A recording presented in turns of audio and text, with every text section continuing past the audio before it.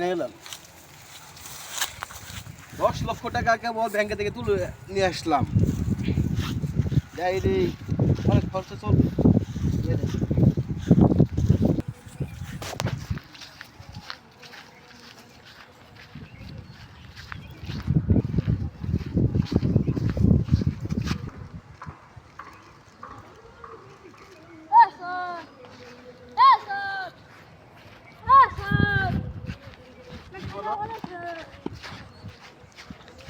টাকা তো